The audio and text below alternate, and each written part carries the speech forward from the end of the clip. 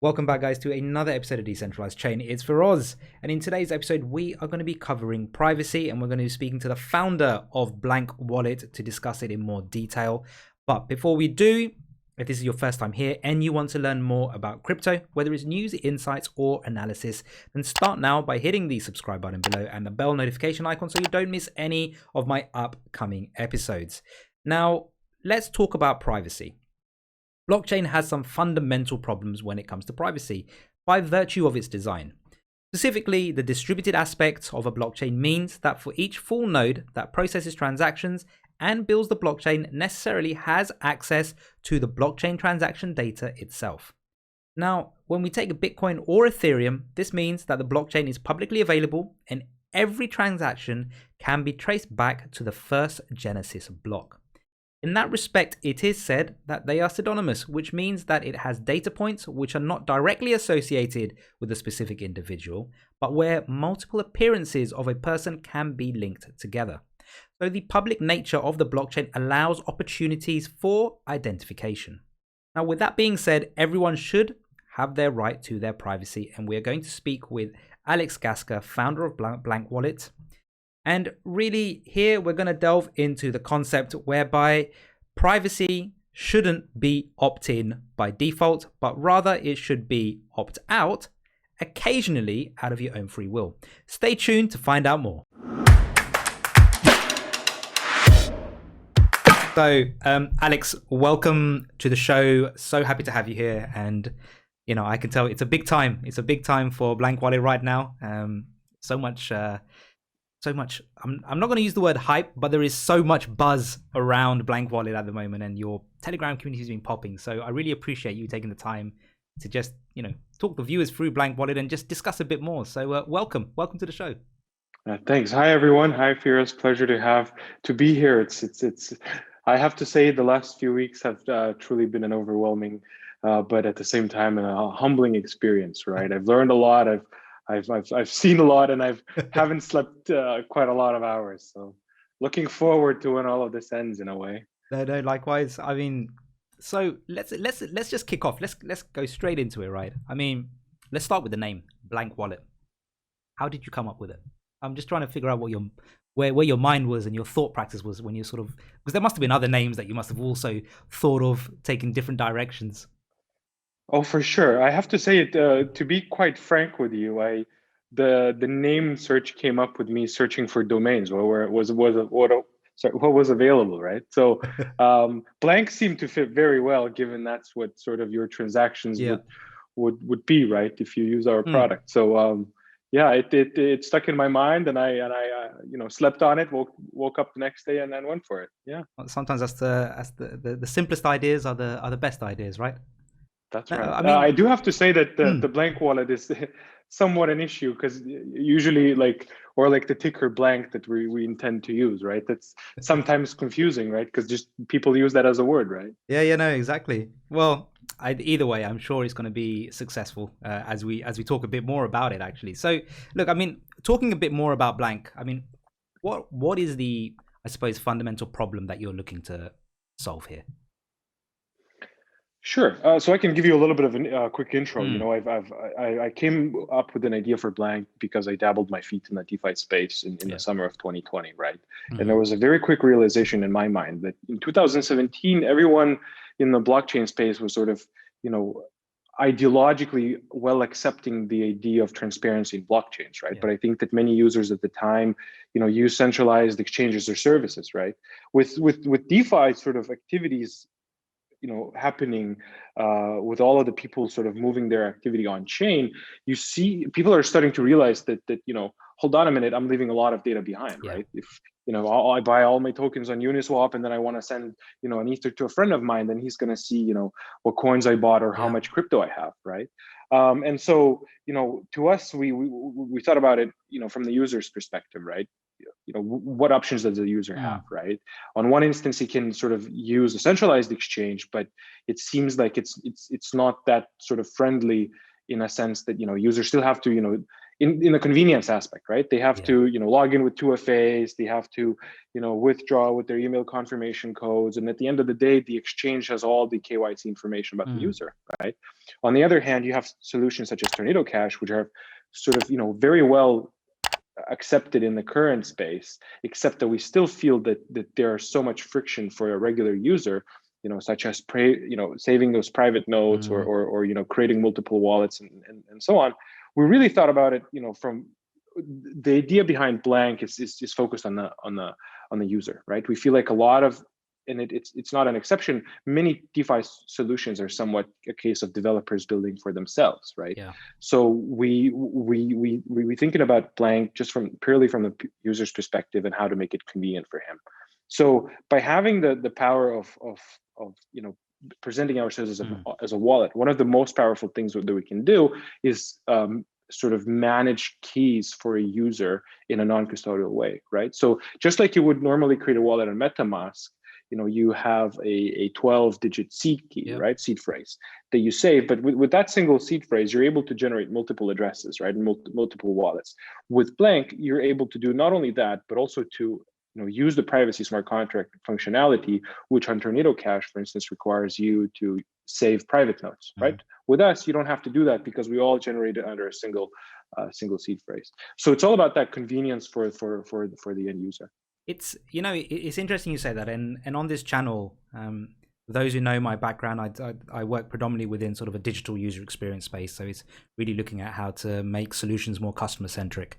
And like you said, I think you hit the nail on the head earlier, is that actually this space that we're in, whether you want to call it the blockchain, DeFi, whatever have you, the problem is that every experience to date is fragmented, right? There's no one place to kind of do everything that you want to do. But like you said here, you want to store Ethereum, right? So you got your MetaMask wallet here. Okay, now I want to kind of, hide my traces of what I've been doing. You're right. I want to send some Ethereum to a friend of mine, but I don't really necessarily want him to see how much I've got. And so once again, then I'd have to go onto another solution and use Tornado Cash or something else to do it like that. Or similarly on this show where I've done giveaways in the past, right? And when I initially started off, I used to do giveaways directly from my private wallet. The fact is nobody can have it. I mean, my keys are safe. No one's really going to get access to it. But then all of a sudden you've opened yourself up because then people can see exactly what's in your wallet, right? So I was like, right, so then what do you do? Oh, you go to an exchange, you use an exchange, get some ether, put it into a brand new wallet. And there's just so much hassle associated with doing that. And I think that's the thing that's fundamentally lacking in this space is customer centricity, is making solutions customer orientated to allow them to really interact with DeFi or any aspect of blockchain to make it easier. Because I think that's how we're going to get adoption overall. Because you're right. Even when I sort of go back to 2017, like you said, the whole concept of transparency, that way no one can hide anything. There can't be sort of any under the table deals done on blockchain because it's all there. But actually, that also inherently becomes a problem when you do want to, because you don't really walk around every day and show your bank balance to anybody at all. That's just you have money in your bank balance, so you can pay somebody. But as far as it goes, yep, they've received their money, but they don't need to see what's in your bank account. So sure, and I think that to interrupt you very quickly, I think that the privacy problem is I feel like there's a correlation between how much wealth in crypto do you have and what's your desire to receive privacy, right? So the more assets you hold, obviously the more you want to cover yourself, right? And this is very apparent with all the investors that we've managed. So for those that do not know Blank, we've recently closed a 1.8 million private sale round with a lot of very well experienced investors. And one of the biggest sort of thoughts from their end is that we know that we're being monitored, right? Or and it's like I get what the whole idea behind some might say that well, you probably want to get privacy because you want to do something bad, right? Or you have bad actions or things like that, right? I think that in any case, like the same VCs, right? They have an issue of a trace then, right? I mean, if they have a single wallet and they want to send somebody or buy something, I mean, the idea, our teams and our company's idea is that you should be in control of your data and you should decide who you want to show it to rather than being open to the to the general public, right? Yeah. No, it's a very valid problem, and I quite like the phrase that you said. Obviously, as your assets grow, you're right. You don't necessarily want. If I had like 50 USD in my wallet, I couldn't really care less if somebody saw the wallet address or not. But you're right. Over time, as people diversify and invest more within this space, you're right. You DC more, and likewise, similarly, like a VC, like you said, I suppose VCs don't necessarily want to show who they've been dealing with because potentially, if they do have a primary wallet, you could potentially see what other investments they've made, which might not be public yet, right? These are things That's that you could fundamentally track down. You know, in some of the other communities that I'm in, and I know quite a few Twitter personalities. there is one trader I know, and he was talking to he was mentioning it the other day. He was like, "Dude, I have people monitoring my wallet so they can see what I'm aping into, and then they start investing into that straight away. Like people have figured out that this is my wallet." And where I've tweeted about a project where I might have worked on or looking to get into, they're already monitoring it. And even when they enter the Telegram community, they're like, "Oh, hey, it's you. Yep, okay, this one's gonna rock it." So I won't name any names, but he knows who he is. So that was that. But look, let's talk a bit more about. So I think fundamentally we kind of know exactly what it is here, and I think it's a great concept and one that's much needed as. We're in a very different place from 2017 to where we are now, actually, and I think it's matured significantly, and there's still much more maturity to come. But with that, I think there are certain privacy issues that need to be dealt with, fundamentally, with what you're doing with Blank Wallet. But saying that, look, I think when we look at usage and adoption, customer centricity is one of them. I get that. Come here, it's an easy to use solution. You get your privacy when you need it, but everybody's grown up around Metamask, right? And everyone is familiar with Tornado Cash. Both of those applications independently, I would say, are tried and tested solutions and backed by the community. I'm curious how you end up getting some of that market share, really, because ultimately that's kind of what you're tapping into as well at the same time, right? And that's kind of where your growth is going to come from overall. So I am curious, how do you build that trust with the likes of myself, with the likes of other communities to say, you know what, I am going to ditch MetaMask. Well, okay, maybe not ditch. I'm sure everyone coexists, but you know, the idea is, you know what, actually, maybe I am going to move over to Blank Wallet because of whatever reason. But there is that fundamental trust. You're a new solution to the market. You know, how do I know what you're doing is secure? How do I know that these phrases that are being created, you know, sure. How? So I guess there are actually 100 different angles that I can reply, right? One of the first ones is probably going to be, you know, saying that time-tested trust is the best word, trust, right? I think that it would be foul to expect that, you know, we'd have a lot of users day one, right? And I think that's why we have to sort of take step by step and grow that user base. I mean, there are different angles, right? So one angle is that, you know, first, I mean, one of the criticisms that we've received is that, you know, we're trying to compete in the wallet space, right? So few different ideas that come to my mind. One is that we want to make transition from MetaMask as smooth as possible. So we are trying to implement a way for you to import MetaMask seed phrases into Blank and being able to already access all those assets without having to transfer. The other angle that it's important to note is that we are more, I feel like we're more competing in a privacy area rather than a wallet area. Yeah. So the wallet sort of space, in my opinion, is very crowded. And one of the, you know, when we originally started Blank, one of the ideas that we had in our mind is that it's going to be a wallet, right? What's becoming very apparent over the last few weeks that we've spoken with you know, those investors and brilliant minds of the industry is that the long-term play for Blank instead is going to be positioning ourselves as privacy liquidity infrastructure. Yeah. Okay. And what that means in a very short sense, two things. One, you know, because of the way the privacy is achieved on Ethereum on those smart contracts, it basically means that the more usage you have in a single smart contract, the higher level of privacy you can get. Yes. Right. So once you have that privacy smart contract, the money inside or the activity inside is the most proprietary thing, right? And one of the goals that we have is that we want to position ourselves first in the market as a wallet, right? Do incentives, possibly liquidity mining and so on. But then once we have enough usage in a smart contract, we want to take that smart contract and start integrating with other wallets, right? And if I was to battle this from another angle and then just make a point, wallets like Metamask, they have a huge monetization issue because at its core, they're offering a free service, which is a blockchain transfer, right? So what we've seen recently happen is Metamask introduced token swaps, right? And what they actually do, they use DEX liquidity, such as Uniswap, and they charge a fee on top, right? And I'm not sure if you know this, but they actually claim that they make $100,000 to $200,000 profit per day from that, right? So for them, it's it's becoming a very nice sort of revenue stream, right?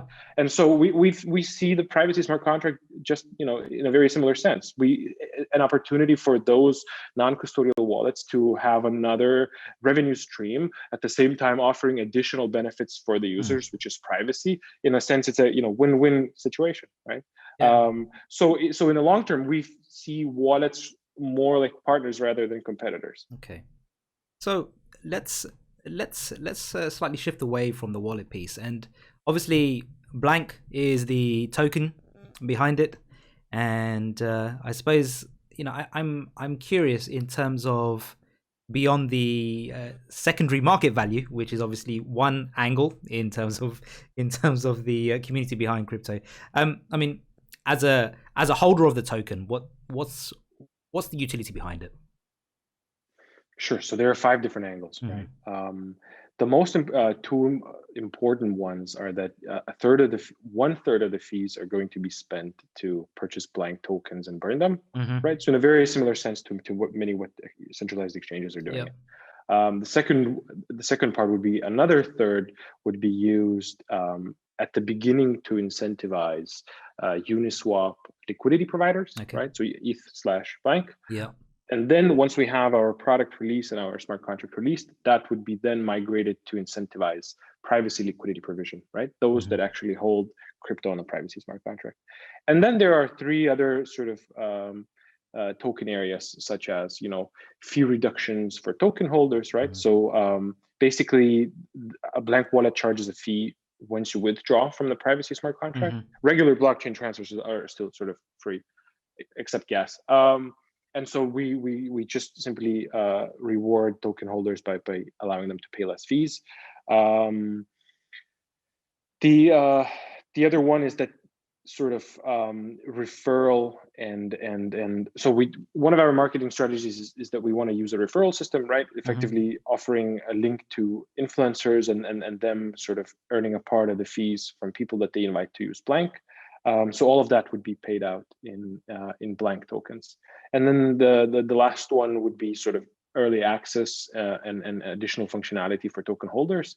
So for instance, we are discussing a Blank wallet release this month, which is March. And that would only be available to those that hold a certain number of Blank tokens, while the public version would come out in April. Got it. And just sort of supplement features on the app as well.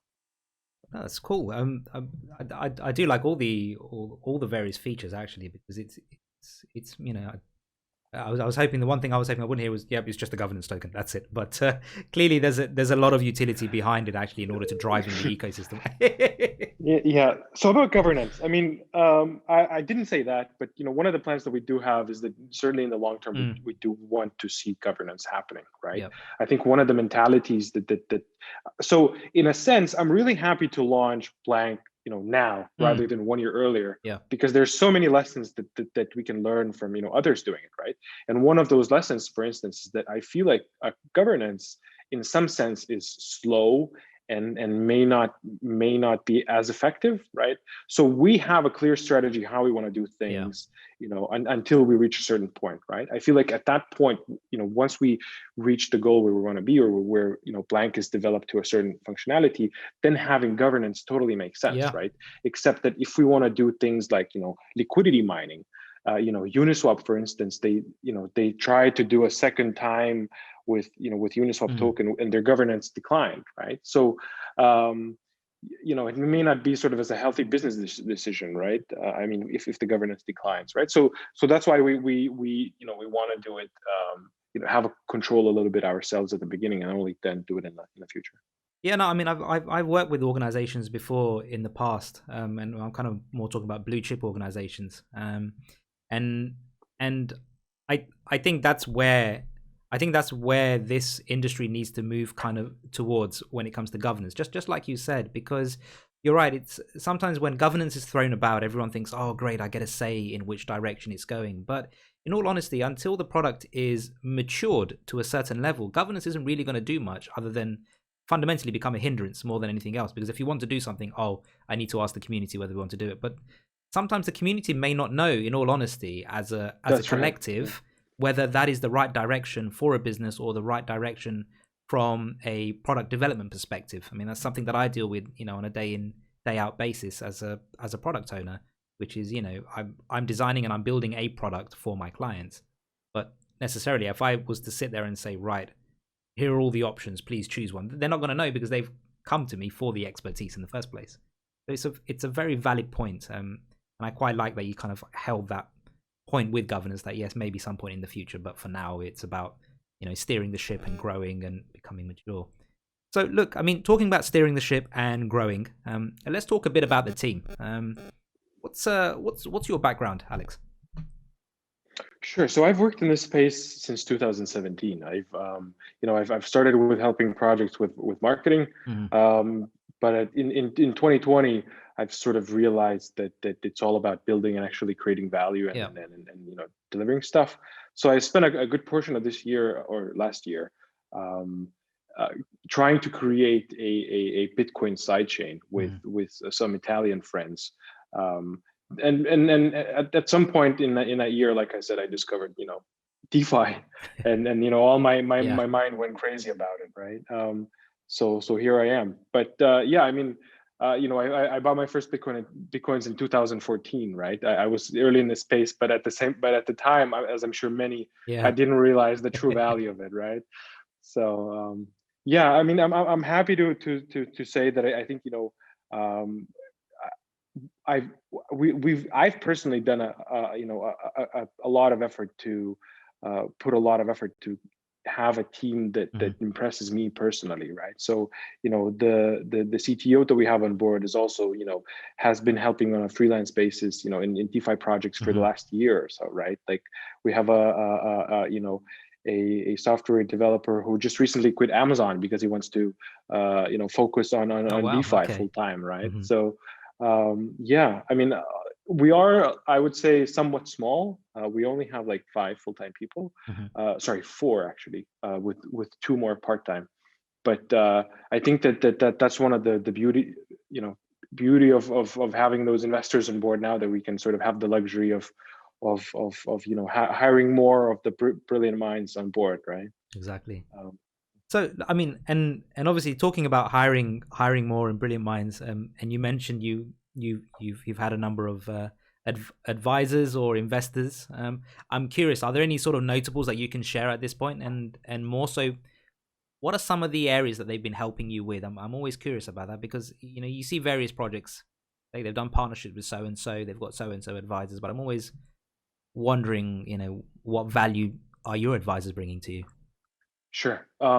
So you can, we've actually just sort of put all of the companies of our sort of partners on our website. So if anybody's curious, they can review, and a more expansive list there.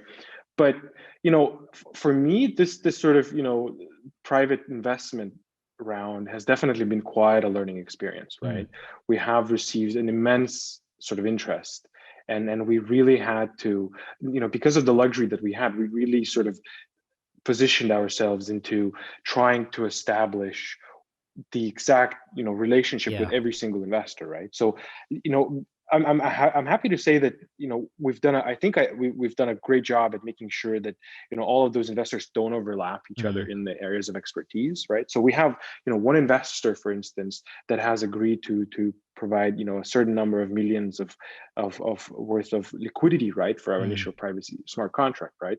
Then we have others who are very experienced tech wise, right, and they're all product focused, right? And then you have a group of other investors that are each sort of experts of the local markets, right? So like the Chinese market, Vietnamese market, right? And I think it's all about, for us, the mission is to actually make Blank successful and make it a useful product, right? I feel like, for instance, those local communities. So I'm sorry for sort of switching my tracks here. One of the things that I really believe, and one of the reasons why we structured Blank so far is that I certainly believe that a large number of our initial token holders are going to be our initial users, right? In some sense, I personally hate to sort of speculate and talk about the token price and all that, and I think it's really unprofessional, right? But what I think that my experience suggests for the last 3 years is that especially for us, given that we're a crypto project, the community that we're able to attract through the token can greatly impact the product itself and the product usage, right?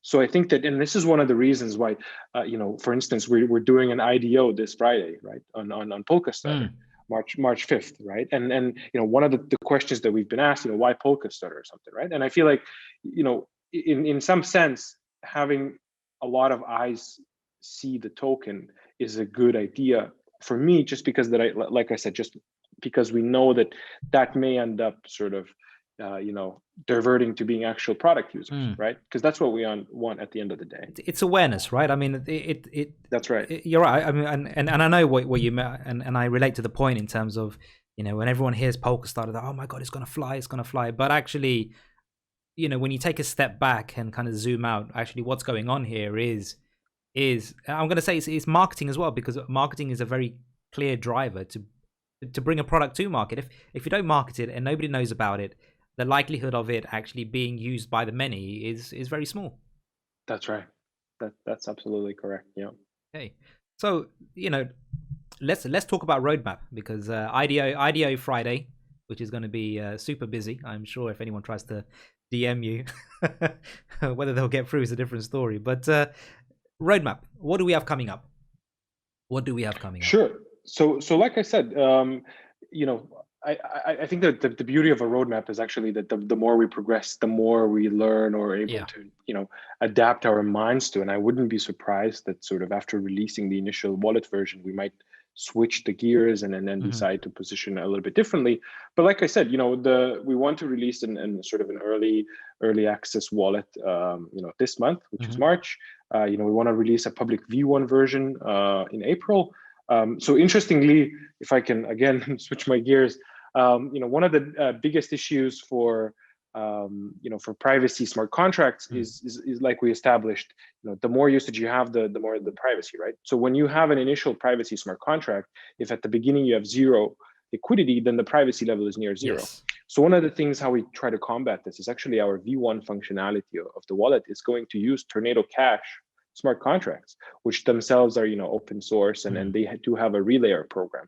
And the mentality here is that we want to offer the same level of privacy that Tornado offers, except that we add that convenience aspect and key management and all that. And so once we feel comfortable about the amount of users that we have on board and the liquidity they provide, we plan to switch them to our own smart contract. But so one of the battles or the dilemmas that we've received is like, how far should we develop the product before releasing it, right? There's sort of we have to balance between making sure that we deliver a product and deliver what the expectations are, but at the same time we want to make sure that we establish ourselves in the market as soon as possible and make ourselves known and I guess first mover advantage, right? If there's somebody else that comes up and might hurt us a little bit, right? Well, I mean, like you said, right? I mean, you've got your kind of early access, and you got, I suppose that is your MVP, right? I mean, at that point, that's right. And I think one of the things when we throw the terminology MVP around, and for those who don't know, is minimum viable product. It isn't really minimum viable. I mean, it's not minimum. I tend to ignore the word minimum in any of the MVP pieces. It's actually a working, functioning product which has value and use, which then you can further iterate in terms of when you're ready for your public launch. So, I think before we wrap up, one of the things that I kind of like to touch on is, and we've spoken about them in and out, is really community. Like you said, a community fundamentally I would say does determine whether a project is moving forward or whether it's going to be standstill. And I'm curious, post launch, even the community, because your Telegram group is massive. It's like over 50,000 when I checked last, and it was only a few days ago. It was nowhere near that anyway, right? So clearly, there's a lot of drive coming in. There's a lot of eyes on the project itself. But how do you plan to keep your community engaged? I mean, post launch, what are the sort of, and I'm not going to say, I don't want to use the word incentives, but what is there for the community so they continue to support Blank through your roadmap? That's a very good question. Like I said, one of the lessons that I learned is that the community, if utilized properly, can actually be the driver to your product success, right? They can be the ones that are either make it or break it. So it all comes down to like I said, getting them. Well, it's all about getting them involved and making sure that they see what's happening. So. few thoughts, right? I mean, I think that updates and being transparent onto what's going on is key, right? And not sort of closing behind the closed doors and things like that, right? I think involving them into the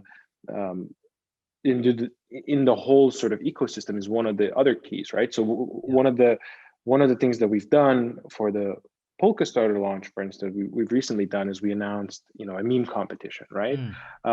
Which is sort of, when you think about it, some might say it's a nonsense or it's, a little bit childish or whatever, right? But I think that these small steps is what makes them engaged, right? All of these small participations, sort of giving them an ability to somehow contribute, right? Whether it's in making those memes or doing some sort of AMAs on other channels and so on, right? And then I think that at some point in that actually the governance plays into the nice picture, right? I think that the governance in some aspect is a very powerful sort of engagement thing, right? And so that's the question, like, do you want to get them engaged or do you want to get the product developed, right? So I from this conversation, my takeaway is that I think that one of the things that we're likely to do is sort of have at least some sort of forum, right? Where at least the members can ask questions and they can be there visible for everyone and in the long term. I think that this is one of just speaking to you right now. I think this is a very good decision to make it more transparent and more engaging for everyone. Yeah, I mean, it's just before we wrap up, I mean, I've worked with communities heavily in the past. With a fair few of the organizations I've worked with, I've set up multiple forums for a number of blue chip companies, and the interesting part is when you look at percentages for community engagement. Ultimately, having that community, but usually it's 1% of the community are usually seen as what are called super engagers. And the idea behind that is that 1% ultimately drives that community forward. They're your brand advocates, and they don't necessarily do it because there's an incentive within it. They do it because they feel that they're part of that journey, that they're part of this product. And it's very powerful when you get that balance right. And those who looked on my LinkedIn will see the organizations I've worked for, and you'll see I've worked with some pretty big ones where I've set up forums specifically around making super users, because those super users ultimately are the ones that help basically steer the community ship with you. They'll sit there, they'll be your brand advocates, they'll talk about the product, they'll create this and they'll create that. So it's really key, and I quite like the fact that really you're already thinking about how that all sort of plays in. But look, Alex, I think before we wrap up, because and thank you so much for your time today, because it's always nice to have an engaging conversation. Not to say that the other people that I've had are not engaging, let's just get that clear, but it's always good to have an engaging conversation when it comes to product development. Before we wrap up, anything for our viewers? A last minute? What do they need to go? What do they need to stay tuned in for? I think that I just want to, I'm inside of me, I'm very sort of engaged and or passionate about Blank, and I really believe in what I'm doing. So all I can say is that I really hope that those that watched are really interested in privacy, and I can't wait for you to try out Blank. Likewise, I'm looking forward to the launch, Alex. I think it's something that I would seriously consider switching over within a heartbeat. not for any nefarious reasons, but I just value my privacy. So on that note, thanks a lot, Alex. All the best with your IDO on Friday, and let's catch up once you've had a product launch. That's right. Good stuff. Thanks, Cheers. guys. Bye-bye. Thank you.